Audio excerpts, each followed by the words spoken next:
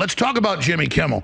He had almost no viewers. They admit the Democrats wrote most of his talking points. I predict, we'll play it after you're gone, even before Colbert and him, I said they'll be fired. They'll claim it's political. They have no viewers, so it's almost ridiculous to even have them removed because it's pointless. They had no power. But look at Drudge, one of the Democrats now. ABC martyr. So they don't call Kirk a martyr. They say he's a martyr, and clearing out all of his crap. Let's move away from that. It's blurred. And he was a talentless schmender. This guy was like a what did I call him? A knish with eyes. He had the brains of a knish. A potato knish made of potatoes and dough. He's like a doughboy that people put words into him and they yap, yap, yap, yap, yap. Just attack people on the right, attack Trump, and make believe you're a real smart boy. He had no real talent. During the writer's strike, these guys had to go off the air, Alex. They couldn't do what you and I do. We just talk extemporaneously. They needed a script, Alex, because they were reading the script of the boys behind the scenes who controlled the puppet's mouth. The guy was a talentless guy. They got rid of him basically under the Pee Wee Herman clause.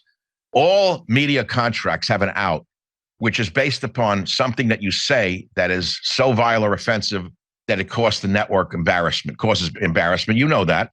So they pulled the clause because he was overpaid. Whatever his viewership was, it was not equal to the network advertising that was surrounding his show. That's right. They used this as an excuse, and they called him and said, "Listen, the listeners are pissed. The networks you're on, the TV affiliates are dumping you because of advertisers pulling.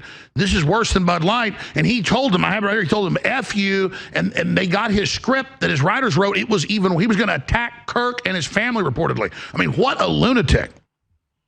He was a lightweight. He wasn't funny. There's a way to do things on both sides of the aisle with humor.